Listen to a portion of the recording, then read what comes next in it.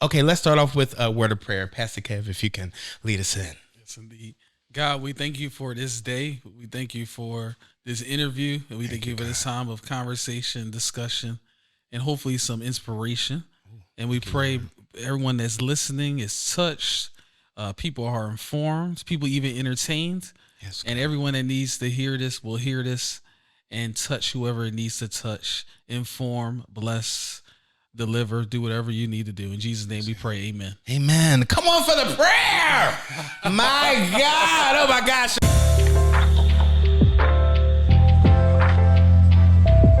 Welcome to the Please Don't Irk Me Show. I am so excited that you are here. Make sure that you come in and like, my God. Make sure you come in and comment. Oh, my God. And make sure you subscribe. And then also make sure you hit the bell so the bell can twerk a little bit so you guys know each and every time that I'm posting on here. I am so excited to have this wonderful guest in here. You guys have no idea how much this interview means to me. I have my first author on here, and I'm so excited for you guys to witness and get to know Pastor Kevin Hartman. How are you? Good, man. Good. Good. How's everything? I'm great. How's life? Is life treating you good? Life be life, and Okay. God be God. I like that though. God be God, and I know that's right. It's so crazy because we've known each other for some time. We go like way back, like way back, and we actually met through one of my college friends named Jeff. Jeff, if you're watching, still love you. And we met through him because I think you guys were looking for some singers for like a group. Yep. I think at that time, and at the time I had a very high voice, probably still do, and and like when we were singing together, I was just like, wow, that was my first time really being like with people who were like totally for God, people wanted to sing totally for God, and it was also nerve wracking too because like I was with like some singers, because you be singing down, my God, my brother, brother. Oh my God. And I was just like, dang, I'm like, now it was teaching me how to keep up. Like, and how to be professional too, because this was my first time being in a setting that I really didn't know anybody. And you guys made me feel comfortable. And ever since then, we just been kicking it. We've been rocking out. Yeah. Listen. That's a good history right No, there. it really is. And I'm really proud of you. I see all the great things that you're doing in the community. I see all the great things, with you being a pastor. And now with your book, A Journey, A Long Road Ahead, I think this is like really great. And even reading it and even knowing you that you actually put out this great thing with all the things that you've been through and everything you have experienced. I am sincerely proud of you. You have no idea, like literally, yeah. Appreciate that. I'm proud of you too. Great. My Lord. I was watching the show. Mm-hmm. I watched some of the last few episodes. Yeah. And now I'm on here. And now you're here, my Lord. And I felt like I had to have you on because I think your story is just so needed for a lot of people. And even beside reading the book, it's just the way that your life has been. It is truly a testimony. And I think that it's really going to really touch somebody. But before we get into all these crazy topics and things, I do try to, keep it light and hearty and things like that. So I do want to ask you a couple like street interviews, the questions I have out there and stuff like that. So quick question, okay, as I would say. Would you sell one of your siblings for $10 million? You got to be quick with it. $10 million, are you going to sell them? I love all my siblings. Okay. But yeah. Okay. I'll buy them back later. Okay. Now how much pocket money are you going to give them out of the $10 million? A few $100,000. That's more than you had before. A few $100,000, you just gonna keep the millions? Yeah, Now what I can do? Yo, I can buy them a house, pay off the rent. Okay. No. I'm screaming. So pretty much you'll keep the 9.5 million, and then they'll get the 500,000. Yeah, but all my siblings will get something. Okay. Well, I guess it's a win-lose, but more winning. I don't know. I guess They all get 6 figures. Okay. Now, they were nice to me. They get $1 million. Okay, only if they're nice though. Yeah, my Lord. Okay, now quick question. Please don't get canceled. What's one thing you love about Philly? What's one thing you hate about Philly? Oh, one thing I love about Philly is always really something to do. Oh, that is very true. Always something to do. every weekend, weeknight, Weekday, morning. Yeah, It's always something to do there. Yeah. always. So I love that because food. They got all these parades this time of year. Yeah, they do. Just Juneteenth. Shout out to Juneteenth. Yeah, that was a really big one too. Yeah. A lot of stuff going on. So there's always something to do. Yeah. And I guess the worst I think I hate about it, of course, is all the violence. Yeah, yeah. You hate that you turn on the news and you see all this different stuff going on. And I feel like it's always like that. I feel as though like we can literally turn on the TV and it's just it's always there. Like I don't think we kind of ever had a day where it was just like there wasn't any type of violence or there wasn't a type of killing and things like that. And that's a great segue into the next segment because I know that you're very big in the community. I know that like you really advocate for the community. Like you're really out there, you know, in the streets. We're not talking about like, because you know some people could be in the four walls of their home thinking that they're doing something great, but at the same time it's like you have to be out with the people and doing what you love to do. So why is the community important to you? It's important to me because we can do nothing alone. Everything is about community. Ooh. Everything is about fellowship. You could just do a way more working together. Yeah. I could get biblical with it, but even just from a practical standpoint, you can change lives. There's a lot of people who have hard time access to food. You can come together, a community, and feed people. Ooh. You could come together, a community, and build something. Yeah. Someone could have a house fire.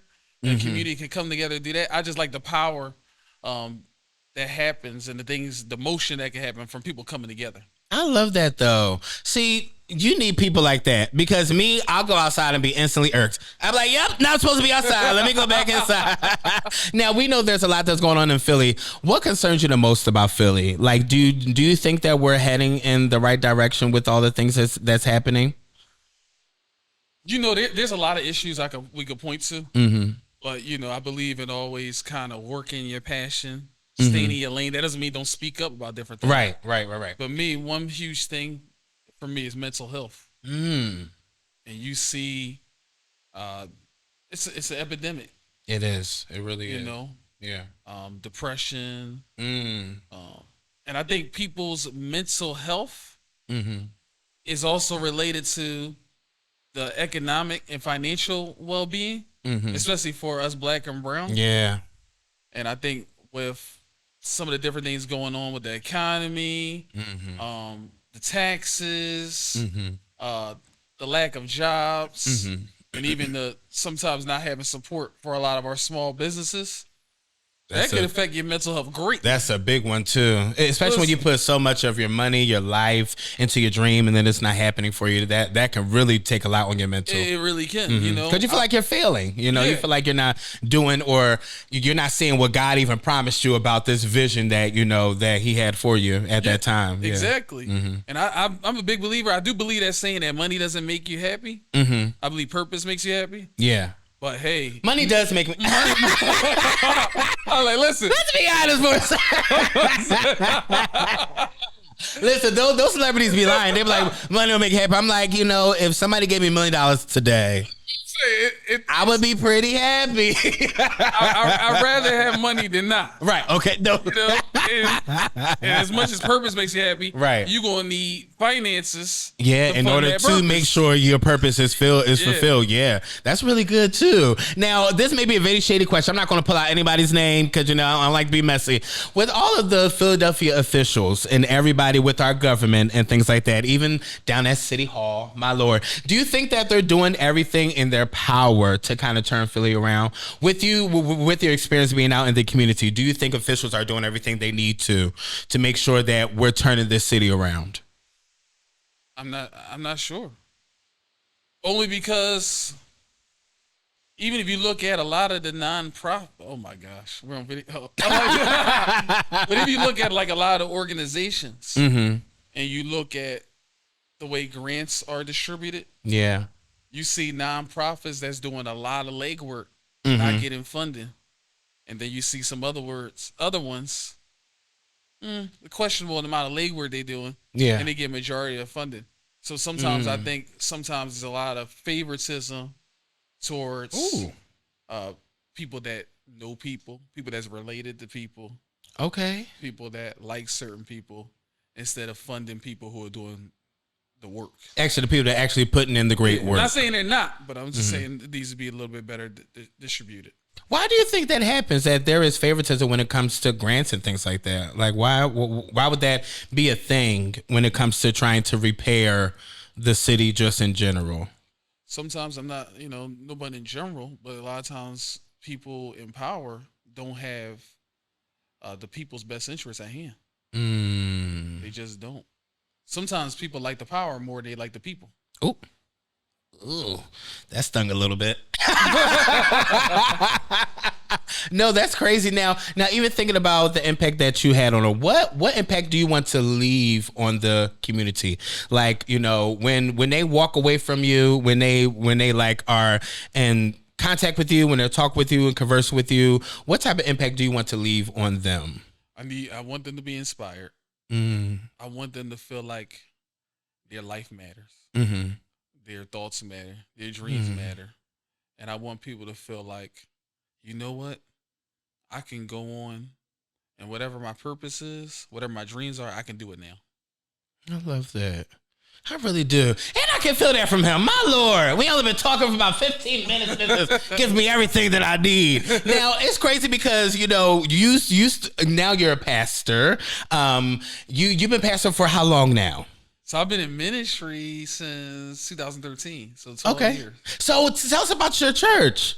So the position that I was at, I actually just recently resigned from my associate pastor position. Yeah. Okay. Yeah, I actually resigned. Yeah. Okay. Why is that? Listen, guys leading. Okay. Because sometimes I had to ask myself this question. Do I have this position? Am I staying in this position because I want to be accepted and for my ego? Ooh. Or is this my divine assignment? And sometimes I think when we stay too long, when God tells us to go. So he told me to go about a year ago. Not you being disobedient. Yeah. Yeah, I was way disobedient. Oh no. And it's crazy. I finally obeyed God and doors start opening. Wow. This last month or so. Wow. And I think what happened was I wanted to be Jesus Jr.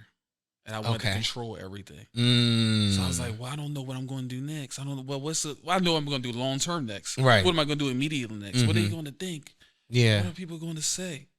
And then you start to notice is people, number one, they ain't always thinking about you like that. Yeah. People got all the other things to do in life. Mm-hmm.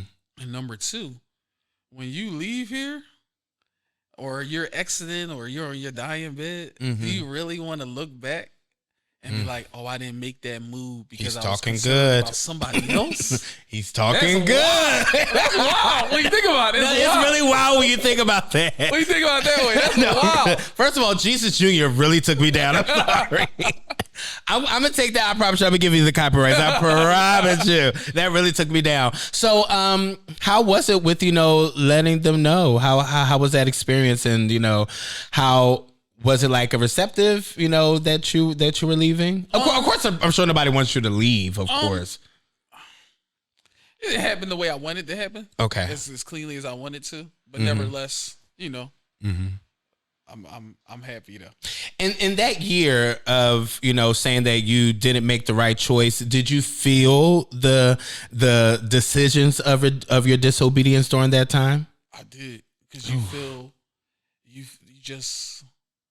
you feel the tension, and then the tension is really within because you're not where you're supposed to be. I love that you said that. I love that you didn't make it about people. Like, because some people can do that where they're just like, or I'm not saying this what happened at your church, but sometimes churches do this where they're just like, oh, this person leaving to this person stepping up, or I like when he preaches better or when he preaches better, or, when people just try to create division in any type of way. And it's just like, it was never like that because it always started within me first. It wasn't another person or something like that. So I'm really happy that you really said that, because some people can really take that the wrong way. And run with it and be like, did you hear what Pastor Kev said? Did you hear what he said? My Lord. Somebody go listen to this and still do that. Yeah,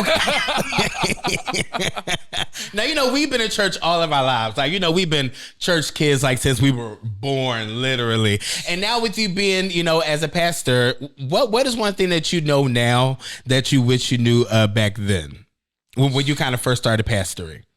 All right. So I knew church people was mean. I already knew that part. Sometimes. Okay. I knew they was mean sometimes.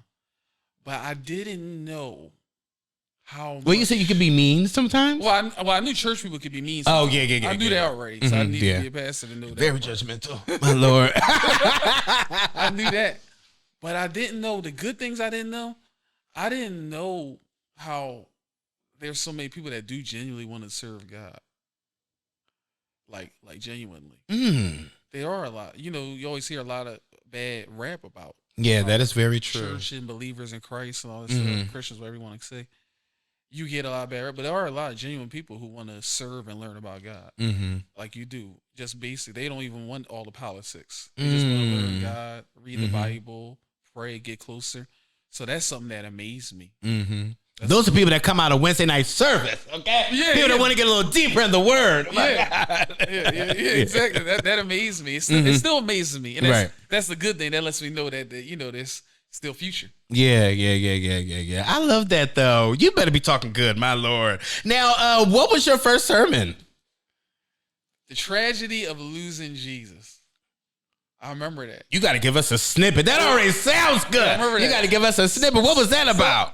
I preached from Psalm 24. Okay. I remember preaching that, Psalm number 24. Okay. And when I preached that, now I don't know why I made that title because my subject was so much different than my title. Oh, really? But I came out firing. Okay. Had some people from high school, family there. There was like different pastors there.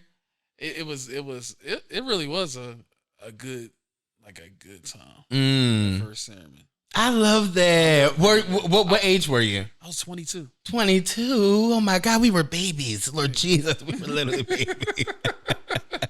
Now we just grown adults for no reason. Didn't even ask to be here, but thank you, Lord. Thank you, parents. I appreciate you.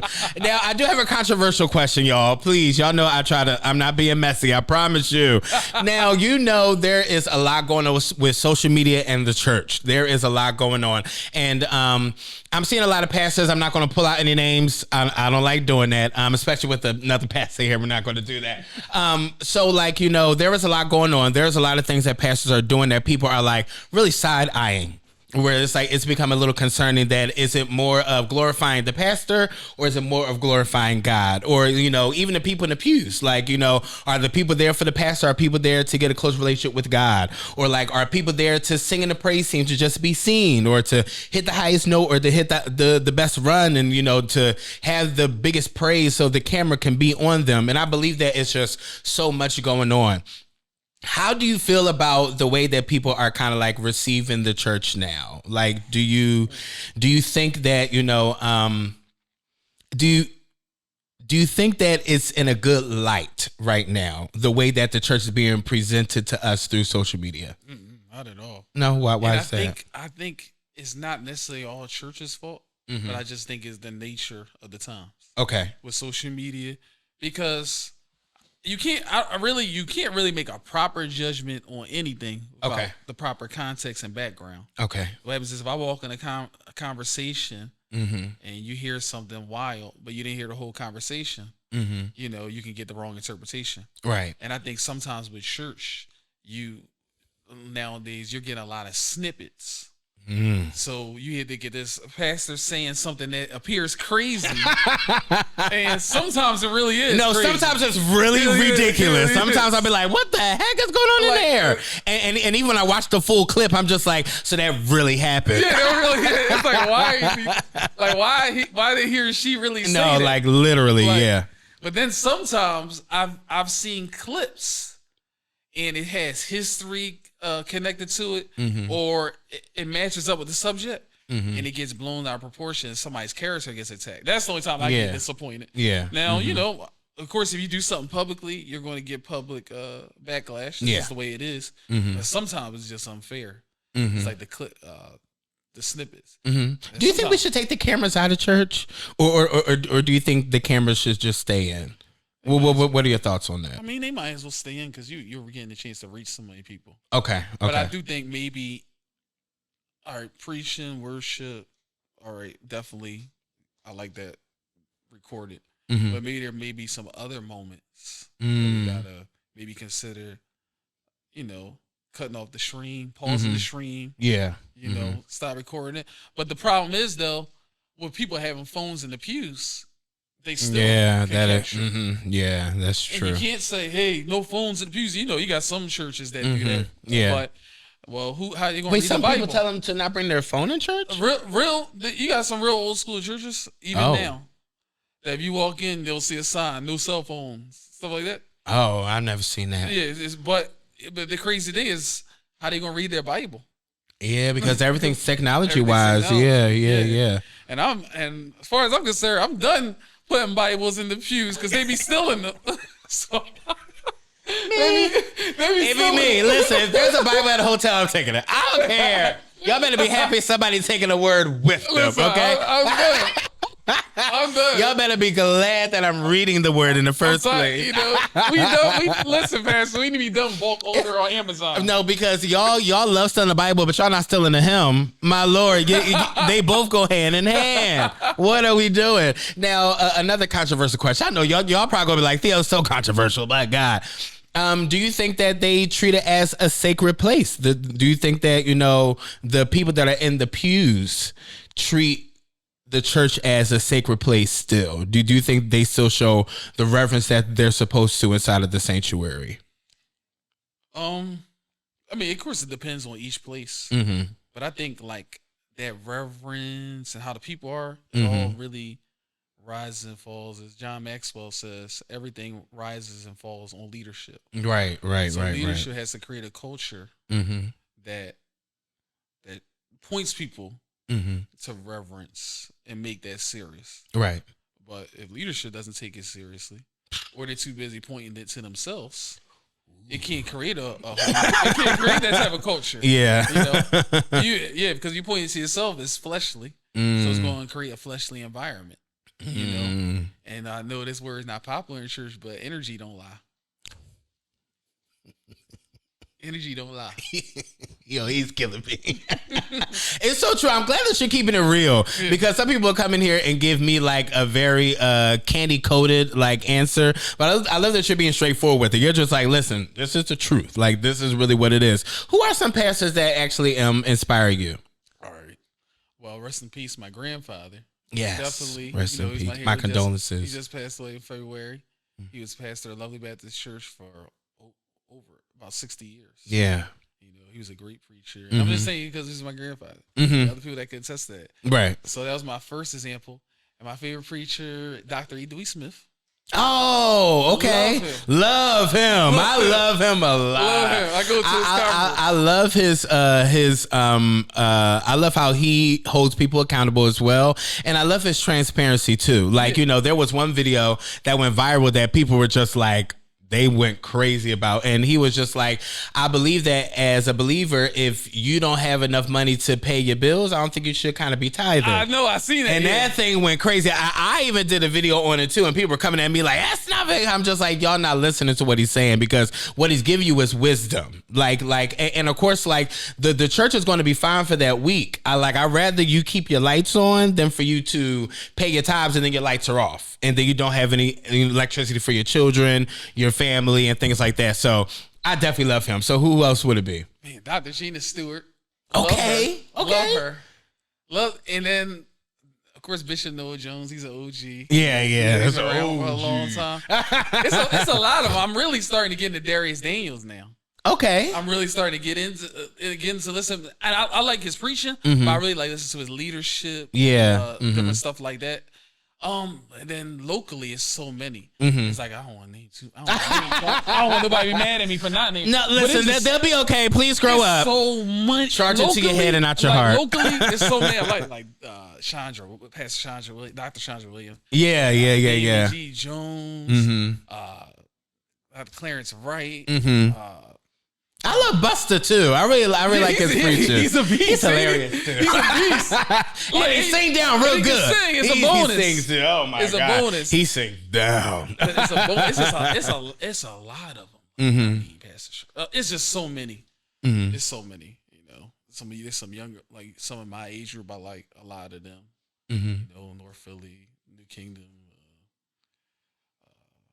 It's a lot of them. It's a whole lot of different churches that. That's good. What do you kind of take from them? I know you say you take leadership. So, like, when you watch them, like, what are some things that you take away from them that you apply to your life? You talking about each individual Each person? each pastor, like even when you study them, like what are some things you kind of look for that kind of like molded like your style, kind of like a singer, like like I love like Leandria Johnson, I love the way she squalls, so I try to find different ways to kind of like channel that a little bit like in my singing, pretty much. So like when it comes to pastoring, what are some things you kind of take from like some of the pastors to kind of mold like your style? I like the transparency. Okay. I like that. I like that kind of like that more modern type of leadership now. Leaders that start to be more transparent, Right. So I really like that. That's something I've really been taking away. Okay. And then also, what I like about all those preachers that I named, that they all have that balance between scholarship and style. So even though they all have style, they're all exciting and engaging in their own different way. Yeah, in their own way, yeah. Own different way. But I like that they actually study and they actually break down the word. They actually teach it and actually exegete the text, if you will, and actually give you the text practically too. Some in different ways than others. I have my favorites and stuff. One of my also favorites all the time, Bishop G. Patterson. Oh, God. That's a bad boy, right? No, that's OG. That's a bad boy. That's a OG. Now I know there's a motto that you have, and it's once again, impact lives by any means necessary. Elaborate on that, and what does that mean to you? Simple. It means a lot, because when I was coming up in church, everything was like church. So I always was like, when I was younger, I was like, how do we impact lives outside of preaching, singing, and right, giving out chicken dinners? Like, what do we do? Love a good chicken dinner. Praise the Lord. Praise the Lord. But there's so many different avenues. So, and I know Paul says in Corinthians, being all things to all men. And then I said, that really stuck to me. That's one of my favorite scripture verses. And how do we had to look at people individually, whatever walk of life they're in, and find a different avenues to reach those people. And for some people, it may be a prayer. Some people, it may be a sermon. But some people, it may be setting them up with a therapist. It may be setting them up with a grief counselor. It may be marriage counseling. And sometimes you have to impact lives. You can't always be the main source, main channel. Oh, I love that. You have to direct them to somebody else. Oh, I like that a lot. So I remember one thing T.D. Jakes said that I like. He was talking about how sometimes it's good to be friends with people that are not just preachers. Because sometimes when you're friends with people in the same field, they're not collaborating. They want to compete. Yeah. Which is, in some ways natural. But when you know therapists and psychologists and accountants and grant writers and people in law, you can kind of connect and collaborate on different things and help point people in different directions. That's just a way to impact lives. So not being stuck in the box. I love that though. Like, and I love how it says any means necessary, where it's just like we want to make sure that when they come out of our presence, that they feel impacted in any type of way necessary. Now, I do have a question. How do you feel about people? Because there are a lot of churches or a lot of people that really don't believe in mental health, like take care of your mental health, meaning that when it comes to therapy, like some people think that it's crazy. It's just like all you need is Jesus, you don't need no therapy and things like that. How do you feel about when like people say things like that, where they're just like you don't need none of that therapy, all you need is Jesus, go to church, pray a little bit, shout, and then you'll be fine? So how do you feel about that when people say that you don't need therapy? Those are the main people that need a therapist. My Lord. Because they probably push back all their emotions. Ooh. And they probably misplaced that emotion in other areas of their lives. It's really a ridiculous thing. Really. It is really unbiblical. Yeah. Like, why would you suppress your emotions? I mean, I believe in prayer first. Right. And crying out to God and getting the word and all that stuff. But sometimes you need to talk to another person, Mm-hmm. especially a person that's not going to judge you, Yeah. a person that doesn't really know you personally like that, and not trying to point you in a different direction, all stuff that you can vent to, that you can listen to, and can give you healthy, practical coping mechanisms to whatever you're going through. Yeah. Like that's what it is. Mm-hmm. That's crazy because I thank you for saying that, because there are a lot of people out there that'll be like, don't go to no therapy. What are you paying these people money for when you could just talk to God? Yeah, I mean, that's incredible. I'm happy that he's talking. I'm really happy, and I'm listening too. But we have to be really realistic within ourselves and say, like, we have to talk to somebody else. Like, it can't just be just God. Yeah, and not your pastor either. Okay. Because a lot of them, a lot of us ain't qualified to be doing no deep therapy. They don't got no type of degree. They ain't got no type of degree in the counseling. They probably some of them messing you up more than they helping you. I'm screaming. These fake counselors. Because that's really a thing. Because some pastors really think that even though they preach good in the pulpit, that they can give like that same, life advice, which are two totally different things. Like, one is for your soul and the other one is kind of for it's really all connected. But at the same time, it's kind of like one is for one thing, another one's for another thing. We still have to understand, our childhood, some of the things we went through, some of the traumas that we go through and things like that. Even before we even get into the book, did you have to go to therapy after all the things that you kind of experienced? Really? Yes. Yeah, definitely. It was a must. It was a must. I didn't go immediately like I probably should have, but I'm glad I did eventually. Please, y'all, listen to that. A pastor went to therapy. Please get that in your spirit. If a pastor did it, then what's stopping us from doing it? I also talk to myself too, because I still need a therapist, my gosh darn self. But let's talk about family, because I know family is very important to you, and even getting to know your family and things like that. Yeah. Back in the day, and tell me why family is so important to you. Family is love, but it's also legacy. And that's legacy means a lot to me, and it's just so many memories, and I just think for me it's just a natural love. Now, not just my household that I grew up in, aunts, uncles, cousins, even some people I haven't had the best relationship, or some people I don't even talk to like that. Still got a lot of love for them, just because of the connection. Okay. Just because of the connection. I love that. Yeah. I really do. So what type of dynamic does your family have on you? Like when you're in their presence, how do they make you feel when all of you guys are all around each other? Depends on which set. Okay. Depends on which set. Okay. Well, I know that when it comes to when you're around your brother and things like that, do you guys still sing together? No, he lives St. Louis. Oh Lord, he got money for real. Okay. See, I see you, bro. You just better move out somewhere. I know that's right. My God. So, how often do you guys see each other? Really during holidays. Okay. Okay. I still gotta make it out there. Yeah. You better go out there and travel, my Lord. Somebody get him on a plane. Now, I love how much you really talk about your family in your book.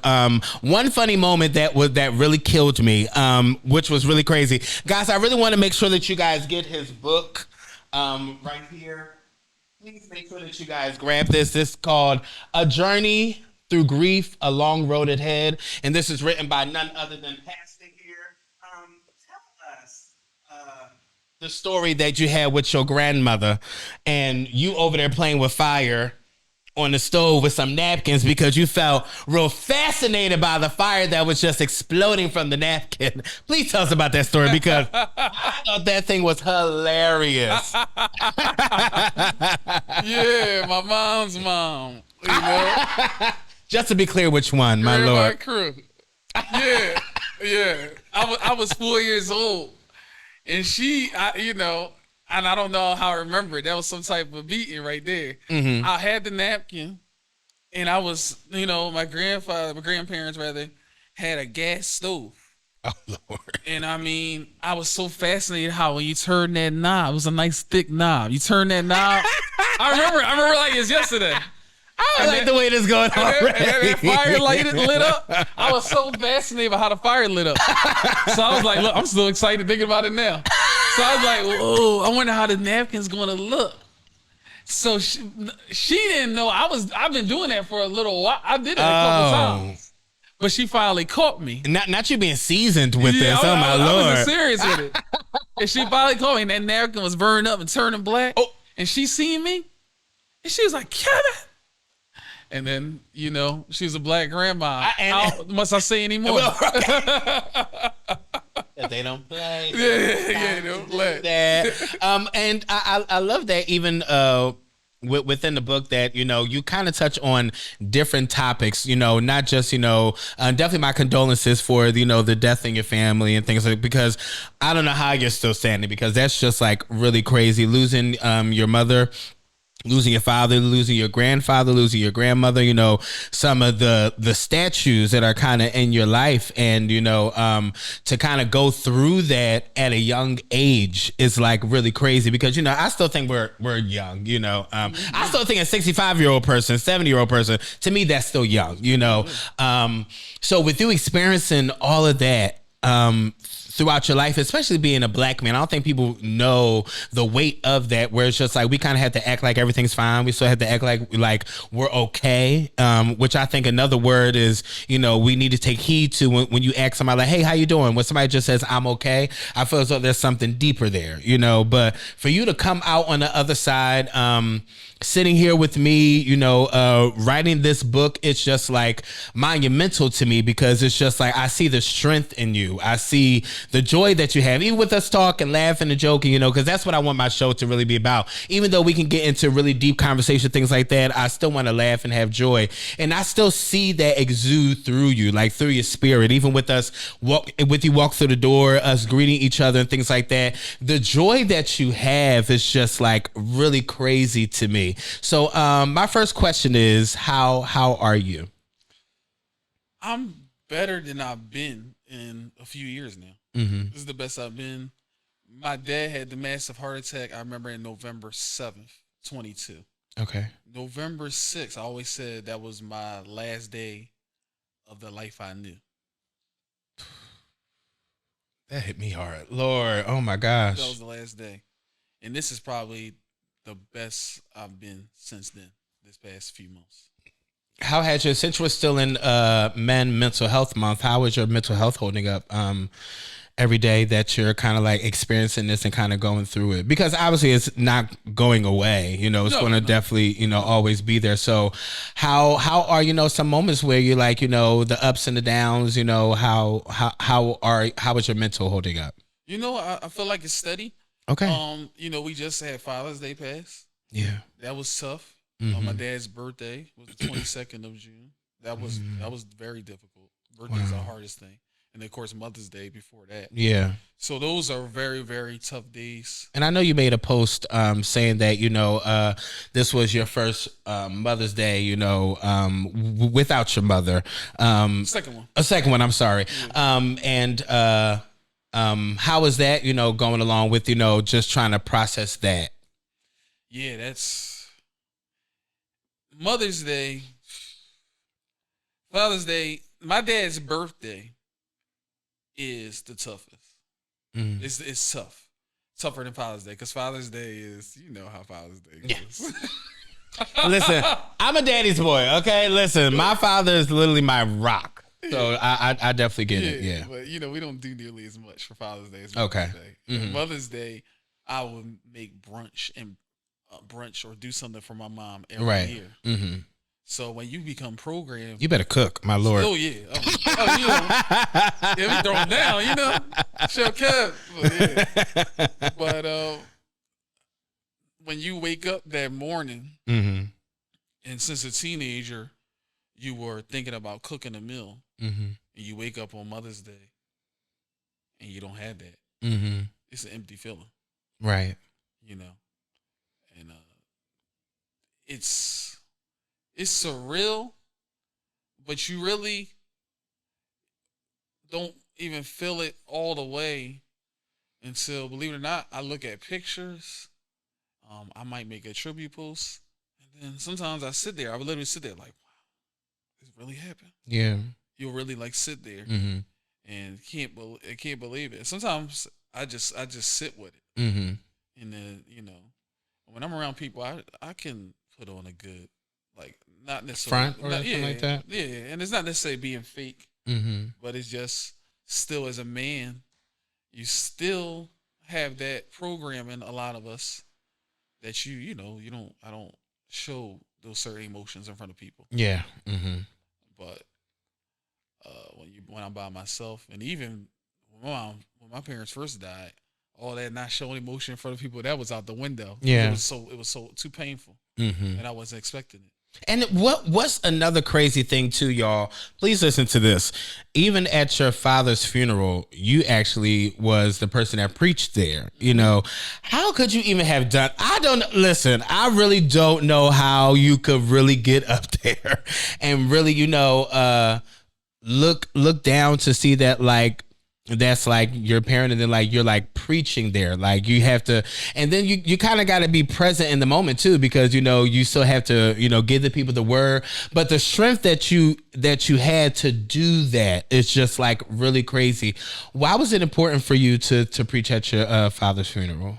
Oh well, my dad probably wouldn't have it any other way. Really? Yeah, good. Because my dad, we would talk about funerals very passively, just talking about it. Right. Because when you go to church, you go see funerals all the time. Go to funerals all the time, especially being in ministry. Yeah. And then and he's not the first person I ever eulogized. So it's like you talk about that type of stuff. Mm-hmm. And he said, I said, so who's gonna do your funeral one day? And this is like a few years before. Wasn't even thinking about him dying, and he probably wasn't thinking about dying. He's like, he looked at me like, who you think? Yeah. So so even being sad, and I remember my mom, rest in peace. I remember her saying, "Listen, you can cry all you want to before the eulogy and after the eulogy. Mm-hmm. When you get up there, you better preach." Okay. I said, "Yes, ma'am." Yes, ma'am. You ain't said nothing but a word. Not all that break it down. No, get it together. No, get it together. I can start seeing my stand up like, hello? You okay? Get it together. Snap out of it. Yeah. So it's a tribute. It was even though I didn't preach all about him, but it was a tribute. Yeah. And that was like a sense of pride. And I love that in the book as well. You guys really have to get this book. Please make sure you get it. I think it's not only just for if you lose a parent, I love that in the book you also talk about it could be spiritual death. It could be relational death. It could be, we're just talking about any death just in general, on how you can actually handle it and how you can channel ways through it. So it's really not just a thing that if you lose like a parent or anything, or a grandfather or anything, it's really just life in general. That's why I was really called, the journey through grief, because grief in any way, shape, or form, it could be through a best friend, it could be through a friend, it could be through your cousin, it could be through you not talking to somebody anymore, or not being friends with somebody, or even cutting out communication with a family member or something like that, or even the grief of losing a job. Like there are so many things, and I'm happy in the book that you made it relatable to all of those things, and it really wasn't a thing of just I'm just going to talk about my mom and dad. And I mean, you did, and you talked about them in a beautiful and great way. But I loved how you made it so relatable for everybody, so that if anybody that reads this book, when they see the word grief, they know that they're going to receive great healing from the book in that area. Now you do talk about in the book, because I read it. Okay, y'all need to read it. My Lord, Read it. When it came to your father, you said that even though your father was your biggest supporter, he really wasn't the most affectionate towards you. Right. What does that look like for somebody who may not understand that, where they're just like, I have my biggest cheerleader, but he isn't the most affectionate towards me at the same time? Yeah. There's no hugs. There was no like, man, I love you. And I guess I got used to it. There was only, I could count on my fingers maybe the few times he said, "I'm proud of you." But the fact that I could count, I've preached plenty of sermons. He was pretty much up to the day he died, almost at every single one. Wow. Whether it was at wherever church I was at, whether it was my year starting out at my home church at Lovely, Wow. whether it was going to different churches, he didn't care. Mm-hmm. And he would tell people about it too. Invite friends and family members. Mm-hmm. So sometimes presence is just as important or more important than words. Mm. Yeah, because a lot of people talk. Yeah. A lot of people say they with you, but you'll never see them. Yeah, that's true. So for him to people always say it's all about your actions. Yeah. So for him to be there, that's something I'll never forget. Never forget that. I love that. And also in the book, for y'all, for the next like 30 minutes, Dirk won't say, so in the book. But in the book, you reference one of my favorite movies. You know, this part, I literally started crying. Like, literally started bawling because everybody remembers The Lion King, you know. Everybody remembers the time when, you know, Mufasa went down. Oh, yeah. Oh, my God. When I tell you it doesn't matter how old we get, I promise you that part's going to always get me. I was watching a video of this little girl. She had to be like 4 or 5 years old. It was her first time watching The Lion King. So it gets to that part, and like the father's just taping the daughter, and you know, and she's like tears coming down. She's not like, you know, like huffing and puffing, but like she's like in the scene, and her like tears coming down her eye. And the dad was like, "You okay?" And she was like, and then she's like ran to him. I was like, oh my God. So that scene is going to live down forever for pretty much everybody. Listen. I'm about to pour my water from Mufasa. Rest in peace, Mufasa. You were never supposed to die. You were never supposed to die. Man. Oh my God. So tell us about how that kind of aligns with, you know, with your father passing. Well, Mufasa dying, even though it's just a movie, that was me and a lot of our generation. That was our first exposure to death. Yeah. Yeah.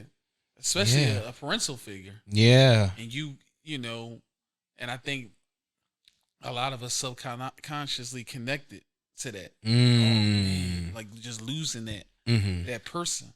Right. So, man, so that's, and I know you knew how much Simba looked up to Mufasa. Yeah. And, you know, I looked to my dad, you know, in the same way. Yeah. To a certain degree. So, you know, that movie will never get old. That scene will never go old. That one or Lion King 2. Like both of them, I just can't live down. Like I really like that movie. I can really watch all day long, and I promise you, I will never get tired of it. Too. Oh. The music is lit. Don't you stand up, because starting off with, listen, y'all, I lift my hands when the Circle of Life is on, okay? I literally, and even when He Lives in You I'm sorry, the second movie, I'd be like, oh my God, y'all. Like, if y'all don't sing the Gosh Darn song, the animals were singing, the giraffes were singing, the antelopes were singing. Everybody was just singing down. It made no gosh darn sense. But definitely my condolences once again to the passing of your family. I think that's just like really crazy. And you also talked about, you know, the impact of like your mother's death, you know, on how that really took a toll on you. And you made such a great point when it came to social media and how social media can have an impact on somebody when it comes to like their death and things like that, where you said like it could just be a lot where somebody can just, you know, be having a nice day, just saying like, hey, they miss your mother. They just kind of just want to make a post, you know. So tell us about how social media can play a factor in the grieving process. Oh, it can be triggering, especially Facebook with them Facebook memories. First of all, Facebook memories, you have to go to hell. But I am tired. No, I don't want to see what I did in 2017. I don't want to see it. I really don't, and I cringe every time. No, but that is definitely true, because the Facebook memories can really catch you off guard. And of course, like, you know, Facebook just sending stuff just to send it. You're just like, I never wanted to see that, but thanks. I'm not going to repost this or anything, but yeah, but the impact of social media. Facebook memories. Yeah. Oh my gosh. I remember one day, I lied to you not. I was sitting there, I was eating dinner, and it was with a few different people. And you know, it's a fun outing. Everybody's together. Everybody's joking, laughing. And my energy, I look at Facebook, I see a picture, a memory of me and my mom going somewhere, and my mood went down instantly. I felt like it was a room full of people. I felt like I was the only person in the room. And that's how grief is. It comes in waves. So, you may not always be depressed or have a bad day if you're listening right now. Right. It's not always going to be the case. But sometimes a memory, a smell, the favorite food. Yeah. And, all of that, social media does help trigger that. But social media it's also cool to see certain memories, and it keeps their memory alive. Yeah. You see the pictures, the smile, a good time. Yeah. Or you see a dumb post they made, Yeah. or you made and tagged them in. Yeah. So it has some fun to it. But especially early on when it first happens, like early on, the first year or so. Did you ever delete your social media when it came to like if it was like too much? If like some people were kind of posting too much pictures or things like that. Did you ever have to be like, you know what, social media, like not today, or like I just wouldn't go on there if I didn't feel like it. Okay. I just wouldn't go on there. Yeah, and then sometimes, that little bit of communication, I kind of needed it. Because I was in such a whirlwind emotionally and mentally. Yeah. Because both of their passings, especially my mom's passing, it was so unexpected. Yeah. She was only 60. It was so unexpected. And, in the book, it talks about it a lot, how it happened. It was just out of nowhere. That's really crazy. So, I needed anything for my mind. Mm-hmm. I didn't know. I didn't know what was going on.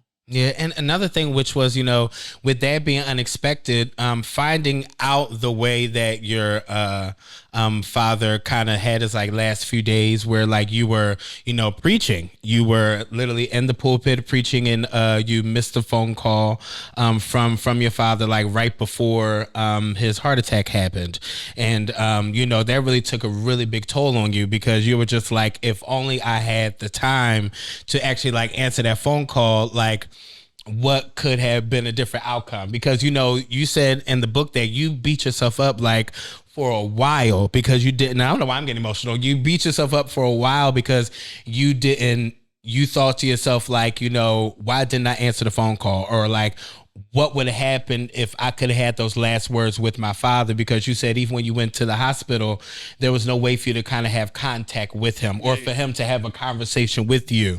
So the fact that he called you weren't able to have that last conversation, that would like really took a toll on you. So tell us a little bit about that. Yeah, I'll never forget that, because that changed. When that happened and I missed that call, and I was on ministry duty, I never blamed God, but I ain't gonna lie, I got a little bitter towards church. Because even that last time he stopped over the house, he had his Danny Walk wings. And love Danny Walker, my lord. Love Danny. I just went there last week. Love Baltimore, Danny. right on Baltimore. Oh, not Baltimore. Oh my God. Nothing like them, Baltimore. Okay, y'all, my lord. So I went down.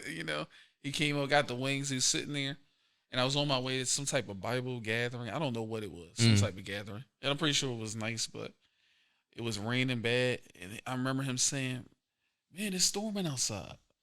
And so normally he wouldn't do this. He why don't you just sit down and wait here, and just sit here, And him and my mom was sitting there eating Danny Watt wings, and he gave me half a wing. He wouldn't give me a whole wing. Dad. He You have to be stopped.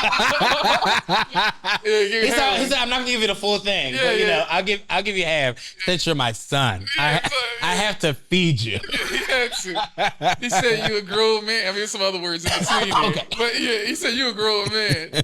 You still need your dad to buy you a wing. Go buy your own wing." Actually, yes. What are you talking about? So he's like, "Here." He gave me half a wing. I tore that half a wing up. And you should have, Ain't because the gristle and everything. Gristle. The gristle and everything. But instead of staying there, I ran out the door. And what I went to was great. And I'm pretty sure it was fruitful and all that stuff. But it taught me, between that, last time seeing him, missing that phone call. I was too busy working, call myself working, and doing the Lord's work, and I didn't prioritize.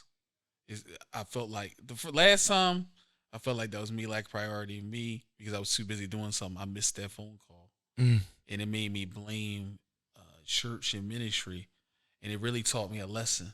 It taught me that what you do might be important, but you have to. It's not more important than your family. Oh, you know, and this might sound bad. That microphone will be there. That Bible is still gonna be there, but that person is not gonna always be there. That's really good. And you miss moments being so caught up running, and so now after losing my dad and then ultimately losing my mom, it taught me don't jam pack your schedule with just a bunch of stuff just to be busy. Yeah, but do stuff that's pushing you forward or stuff that's substantial. Don't put stuff on your calendar that have nothing to do with your purpose, have nothing to do with family. My Lord. Have nothing to do with propelling you forward, have nothing to do with uplifting others. Don't do stuff, even if it's church. Because some of that stuff don't do nothing. It's just busy work. It's just nonsense. It's just social things, which is nothing wrong with it. Right. But I'm not saying that's no shade or anything. Yeah, no. But some of it is not really impactful enough for you to be dropping your family for. Right. Yeah. It just taught me that is very true, because I even tell people, with jobs and things like that, I'm just like, that job will always be there. Yeah. I just need you to know that. And even if anything happens to you in 2 weeks, they'll replace you. Always keep that in mind. Like literally always. How long did it take you to kind of get back from, the time where you said that, like, you wasn't feeling church, you were mad at the church and things like that? How long did it take you to come back to that realization that it was just like, that wasn't probably the problem at the time? Or do you think it was still probably just part of the problem? I think November. I think until I don't know if I really was really feeling it until like August. Okay. I was still enjoying like the Bible and still preaching and stuff. But I started looking at a lot of extracurricular stuff differently. Okay. And I lost a lot of interest in it. Because I noticed that some things, sometimes, we're pulling people from their families to build our kingdoms when we really should be incorporating and encouraging people to be with their families and friends and loved ones. Yeah. And to just take the time, because, I always tell people, when you're around family, there's healing. Like, and people don't know it, that you're just in a room, just talking, having a conversation, laughing and joking and things like that. And you have no idea how much that one little conversation would just mean, like, just in general. You also talked about in the book about embracing grief. And you said there were like 5 stages that you would want people to kind of go through and kind of not go through, but kind of like, direct themselves through embracing it in the first place, of how to kind of sit with it. Could you kind of give us like some of those 5 steps and like a little explanation with them? Yeah. Well, there's 5 stages. Grief's a pretty popular thing about how you go through acceptance and you go through negotiation and all those different things. But one thing I've learned about embracing it for me, other than those 5 stages, is that I had to embrace it because it's real. So now when I embrace it, how do I channel all of these different emotions? Because really, grief is love with no place to go. I can no longer express this to this person. Did y'all hear that? That was a word. Can you just say that one more time? That was a word. Grief is love with no place to go. No place to go. It's a sign that you really love that person or that thing. So it's a true sign of it. So now I had to channel all of that energy and all of that passion into something. And that doesn't mean don't go through therapy, don't cry, but I had to channel all of that. So you had to embrace that this is what's really happening. This is what's going on. This person's not coming back. Now, how do I take all of this and do something with it? Right. Did you ever try to run from it? Oh, yeah. Oh, yeah. My dad died. I tried to drink it. Drink through grief. Like I tried to drink through grief. I tried to sleep through it. Wow. I tried to eat through it. Mm. I tried all types of things. I'll never forget this. When my mom died, I'll never forget. It was one night. I drove to Crown Fried Chicken. I just left there. Praise the Lord. I'm sorry. I literally just had a leg and a thigh. Look at that. Yeah. I'm probably gonna go there afterwards. Actually, Okay. when you said, Listen, okay. right, done some hot sauce on that bad Okay. boy. Oh my God! Don't start nothing. Y'all don't love a hot sauce. My Crystal God. hot sauce. Y'all. Okay. Crystal. Ooh, you talking good? Okay. Yeah. He's a good one. He's a good pastor. He knows a good hot sauce. Yeah, you know. So that means he has good words. My God. Well, go ahead. I'm sorry. Hilarious. But I remember going, and nothing wrong with eating, but I picked up this chicken. I'll never get this. I was home alone that night. It was a winter night. I got the chicken. I bit in the chicken. And I started crying. Oh my gosh. And I started crying because I realized all I'm trying to do is do something to get comfort. Ooh. I'm not really dealing. So I'm just eating for comfort. And I'm not really dealing with the problem. That's when I started looking for a therapist again. Oh, wow. It was in that very moment that you were just like, I need to go get help. Yeah. That's when I really started looking for a crazy. therapist. Wow. Eating a piece of chicken. A piece of fried chicken. I started crying. It's not funny. And I'm sorry. and listen, I was But it would literally that would probably be a moment for me. If I had a great loss, I'd be like, what the heck am I doing? And look, and finish the whole piece while I was crying.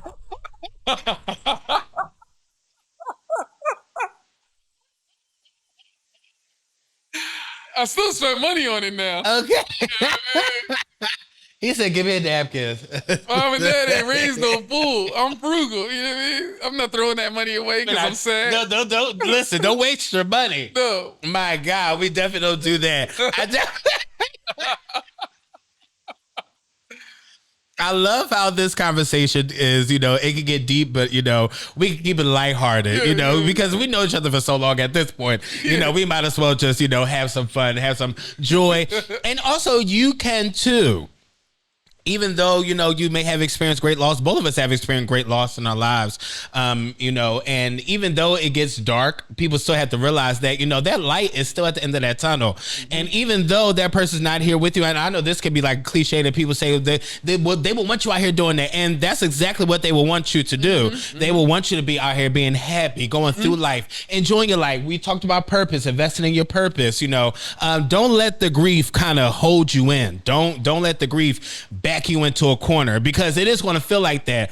But until you actually start embracing it, like you said, and going to get help, then you'll find yourself that it becomes easier. Now, it would never be like, I'm totally okay. That it would never be that. But we want to make sure that we're making good steps, y'all. Where we don't want to be in a rut, be in a room by ourselves, because I've been there before, especially when it came to depression, almost trying to take my life and things like that. Being inside of a room by myself in a dark room, get out of there. You got to come out. You got to come out that room. You literally need to get into a room, get around some people, make sure the people that are around you are lifting you up, making you laugh. Like, if it's a real friend would not allow you to grieve alone. My Lord, a real friend will come to your doorstep and say like, hey, I'm here with you. So, you also talk about in the book, which really hit me hard too. You said that pain has and will always be your greatest teacher and always give you your greatest lessons. Tell me about that, because when I read that, I was just like, I was with the book. I was like, ooh. I was like, that hit me like really hard. So tell us about that. Tell us why pain is your greatest teacher and gives you your greatest lessons. Because I think sometimes you talk about things and do things out of head knowledge, but pain connects to your heart and your feelings. Yeah. And I believe like you understand things more. It's almost like when you put your hand on the stove, Oh my gosh. Here we go, the stove. Do you still have that fascination today? I would hope not.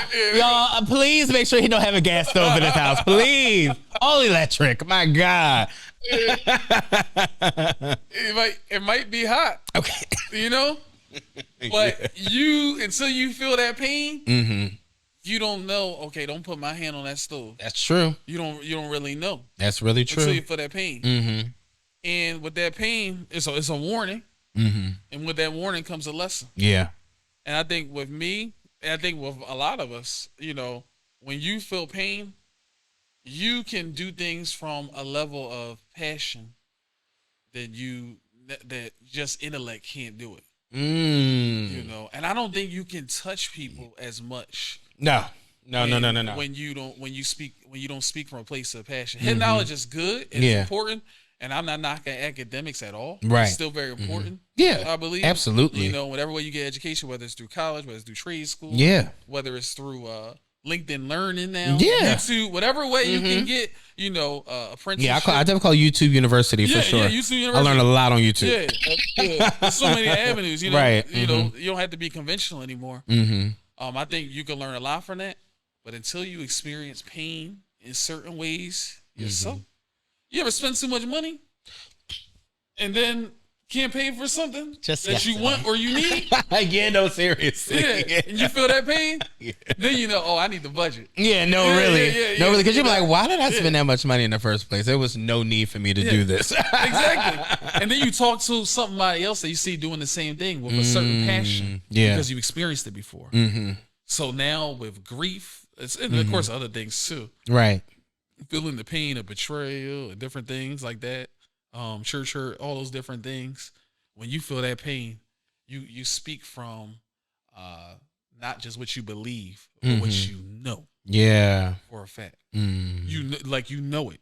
Yeah. Like Lazarus probably knew God, knew Jesus as a life changer, a healer, and resurrection. But just imagine how he knew God, the revelation he had of God when he was risen from the dead.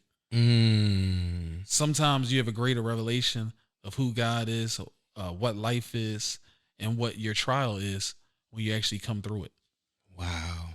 That's really good. Oh my gosh. Now, when it comes to this book, when people pick it up, when people see it, when people, grab to it, when they start reading it, what do you want them to, of course, the journey that goes with it, but what is the one thing you want them to take away from this book when they get to page 1 all the way to 100 and I think like 70 or 180 pages? What is one thing you want them to really take away from this book? Yeah. I really want them to take away that grief is a journey.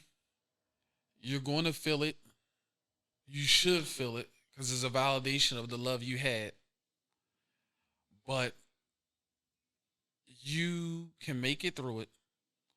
But also, God can use that grief to do some things in your life that you've never done before. Woo. Sometimes it takes loss and it takes tragic things to happen to really get you to get that second motor to really do what you need to do. Because you start to realize... This book will help you realize that life is short.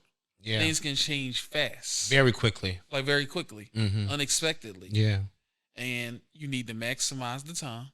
So I hope someone who has a broken relationship with a parent or a sibling or a family member, I hope that this inspires them to mend that relationship. And even mending it doesn't mean you had to have the same closeness, but just at least be cordial. Don't have beef. Because people are leaving here like crazy. They are like crazy, left and right. To be honest, yeah. And then I hope that some people, one of the things about my parents, I know they had different dreams, and my grandparents different dreams and aspirations. And one of the things about my mom that I'll never forget is that she died September 28th, 2023. I'll never forget it. And I remember the next day or the day after that, I went into her room. She died September 28th, 2023. And in her room, she had 2024 goals listed. Wow. 2024 goals. Some things she never lived to be able to do. Wow. And some of the things weren't just pay bills. Some of the things were fun things. She wanted to take different classes. She wanted to travel different places. This book will tell you, it will teach you to stop rescheduling your joy. It'll show you So while it'll show you, I think the written things will teach you different things, but reading in between the lines, you're gonna be able to look at your life and read in between the lines. Like, I gotta stop putting this off. Yeah. You know, not just the purposeful, build a business or ministry, whatever you want to do, but also go. What's that place that everybody go? Is it Bali or something? Oh, the fitness place? Yeah, some place everybody going over there where they with the elephants and all that. I see it all. Oh, yeah. I forgot what it's what's it called? Is it Dubai? I don't know where they go. Okay. Go take a trip. Right. Yeah, enjoy your life. Stop rescheduling things, waiting for the next thing or waiting for the right moment. Right. The right moment might be right now. I love that though. Please, guys, please make sure you pick up this book, A Journey Through Grief, A Long Road Ahead. This is a really great book. Listen, I read it and I don't even read like that, but but it's crazy because when I was really thinking about, my show, I'm always thinking about or trying to create like different ways to kind of challenge myself for like the guests that kind of come on because, I can be funny, I can joke around and things like that. But, sometimes I want to feel like Oprah. Sometimes, sometimes, I want to get into a deep conversation with people. And when I started reading this book, I was just like, I was like, I want to ask if he wants to be on the show. We can like talk about it because I see that you're really out there pushing this book. You're really out there in the community, pushing the book and things like that. So when I seen the work that you were doing with it, I was just like, I really hope that I can help in some type of way with like bringing you on and talking about this. And I thank you for trusting me with, talking about your parents, talking about, because, we try to keep it lighthearted, even though this is a great conversation. I really do thank you for trusting me and things like that. But I do want to play a game. My Lord, y'all ready for a game? Oh my God. Okay, so this game is called Vocal Roulette. Okay, so I played this the last time, okay? All right, now the instructions are, if this is your first time with us, the instructions are, I'm going to name 2 artists, okay? You can only choose them off of vocals and vocals only. We're not talking about their careers, how many followers they have, how many albums they sold. We're not talking about nothing about that. We're talking just strictly vocals. I actually have it on my cell phone. Hold on. I forgot where I put my cell. Oh, here it goes. Here we go. All right. This is about to be crazy. Okay, so you have 3 seconds to answer. You gotta be quick, and fast, okay? So once again, the instructions. I'm gonna name 2 artists. You can only choose them off vocals and vocals only. First one, okay? We're gonna make it easy, okay? We're gonna do Stevie Wonder or Luther Vandross. Luther Vandross. Oh, okay. Genuine or Tyrese? Tyrese. Tyrese, really? Okay, praise the Lord. Love you, Tyrese, really do. Sis, sweet lady. Yeah, great song. Okay, next one. Reverend James Moore or Daryl Coley? Oh my gosh. Daryl Coley, because he's a bit cleaner to me. Okay. James Moore, I liked all the acrobats. Yeah. I also think that Daryl is just like both of them think in a very, very crazy way. But like Daryl, I don't know, the way he kind of holds out those notes, still run all the way through, because when Sunday comes, it's just really ridiculous how the way he just murdered that thing. Even Reverend James Moore, I mean, literally a legend in itself for sure. Okay, next one. Okay. Hold on, my phone don't want to act right. All right, Marvin Gaye or Al Green? Oh, Marvin Gaye. Really? Marvin Gaye all day. Okay. Marvin Gaye and Tammy Terrell. You know what's so crazy? You do have a sound of Marvin. Now it's coming together now a little bit. You do give Marvin, yeah. I love that guy. Yeah. Him and Tammy Terrell together? Oh my God. God. Oh my God. Oh my God. Talk about a match made in heaven. Oh my God. Next one. Usher or Tank? Tank. Good. I like this. He has a good ear. I like this. Okay, let's go to the ladies. Karen Clark Sheard or Kim Burrell? Karen Clark Sheard. Oh, okay. I probably would have chose Kim, even though I love Mama Karen. Oh my God, I love her dad. I love. I probably, because I really do love an alto. Okay. Like, I really love an alto sound. I do love a soprano. Like, give me the highest note you got. Yeah. Oh my God. But I do love like an alto because, like, they can, and even though Kim's range can go to a soprano, she really is an alto. Yeah. But like, I love how she could just do a lot with her voice, go really high and go really low. I really like that. Too. Very unique. Yeah. Very unique. Next one, Fantasia or Jennifer Hudson? I'll take Fantasia. You're a good man. He's a good man, Savannah. He's a good man. Okay, next one. Patti LaBelle or Shaka Khan? I gotta take Shaka. That's my mom's favorite artist of all time. Okay. Mama, it's for you, my God. But I like Shaka's. I think she can do more. She's not as clean vocally as Patti. Mm-hmm. Yeah. But I just feel like she can do more vocally. Yeah. I know in the comment section it might be a little. They definitely going to get you on that one, especially my best friend Jay. She's definitely going to be like, "What is going on?" No, because Tyree was on the last episode, and when he said Shaka Khan, my best friend with Jay was like, "What? Why are we not choosing Patti?" Okay, Tyree sings down too. When he sang the last time, boy put me literally under. Okay, Aretha Franklin or Whitney Houston? Oh my gosh. This is like so. The last two are really going to be hard. So, indeed, this is the first of the last. I'm gonna take Whitney. Whitney, my guy. I like this guy. Liked him for a long time. Like this guy a lot. Oh my God. Well, okay. So why you choosing Whitney? Since it's vocally. Mm-hmm. If I did career, I'm taking Aretha. Okay. The answer is completely different. Career impact. Thank you. Oh my Lord, y'all. I'm taking Aretha, and then Aretha. Her father was Reverend C.L. Franklin. Yeah, So like historically, I think Aretha, like to me, no shade to Whitney. I think Aretha covers more historically. Yeah, especially with black music culture. Yeah, civil rights and black culture. All that combined. Yeah, but vocally, I love that though. Is anybody beating Whitney? No, vocally, there isn't not a soul out here that's going to beat her. Like literally, like the other day, I got into an argument with somebody. Praise the Lord, I ain't gonna say your name. I'm gonna let you live today. Where they said Celine Dion can sing better, and I was just like, what? What? I said you have to go to hell. I mean, at this gosh darn point, you gotta have to. But I thought that was just crazy. I was just like, there's not going to be another singer that's going to be like Whitney. There won't be another. It just couldn't be another. Last one: Jasmine Sullivan or Brandy? Jasmine Sullivan. Oh, I choose Jazz. I just think she's better singer. That's all. Okay. Yeah, Brandy's another one. Probably career wise, I'm taking Brandy. Yeah, probably definitely career wise. Yeah, because she was literally on top of the world. Top of the world. Yeah, she been on TV. Oh yeah, Moesha hated that show for sure. Very terrible show. I hated that show. I hated Moesha with that gosh darn passion. Hated her dad. I hated Ray J on there.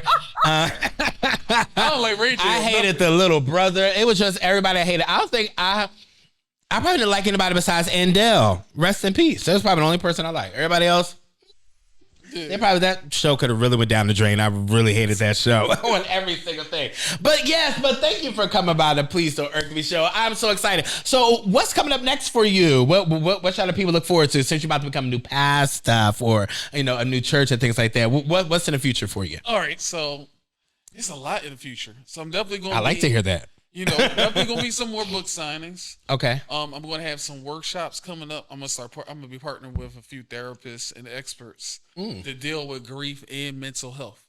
Because even though I'm an advocate, I think it's good to loan a stage and platform to people who are experts and point people in that direction and be a facilitator of those type of conversations. I like to call them courageous conversations. Yeah. And I'm also. Very soon I am going to be coming up with I'm working on it, a nonprofit. Okay. I am working on that. Okay. Working on all the background of that. And of course, I'm looking there's going to be a center with mental health resources, with job and career training, with a center for worship and stuff. So that's where the worship and the pastor part is going to come in. Oh, wow. So I'm at the very beginning stages of that. Very beginning stages. And what I'm doing is I'm actually focusing on the nonprofit part first before I focus on the church part. Okay. So I'm doing the opposite, and that's just how I feel led. Right. It's a little unconventional, but that's how I feel led. But like I said, I'm still going to be able to do ministry. I'm still going to be able to preach. Right. Still going to be preaching. Still going to be ministering plenty of places. And, I'll be setting some of my own stuff sometime. But, I'm making sure I'm following the path God has for me. Yeah. And not getting stuck in that box. Stuck in the box. No. We can't have another year of disobedience. Yeah. We cannot have another year. Yeah. No year. No, we can't do that anymore. No more days. No, Lord. So where can they find you on social media? You can find me at Kev W Hartman. On Instagram, TikTok, Facebook, YouTube, building that up. And X. I was about to say Twitter. No, whatever it's called. Whatever that man runs. Yeah, Elon Musk. Whatever he is. You don't like that guy. No. Will there be a part 2 to the book, or will there be another book that's coming out in the future that you're thinking of? Most definitely. Okay. It's gonna be a part 2. I'm gonna have. I would love to see like a mental health one. That would be really great. Oh yeah. It's gonna be that. I'm gonna have a T-shirt coming out pretty soon. Oh wow. Sayings, and I'll have that up in a few weeks or so. And then of course you go find me at kevwhartman.com as well. You know, I have a lot of stuff on there in the book you can find on Amazon. So yeah. Oh my God! There's a lot of ways to connect. Yes, and so and there's no way that you cannot find him, my Lord, and you cannot find this book. This book is definitely on Amazon. I got it, a hard copy. You can grab it as well too. So just make sure you check this out. Go to Amazon, grab this book, sell it out for him. Make him Please do. Make him go into the bestsellers, my Lord.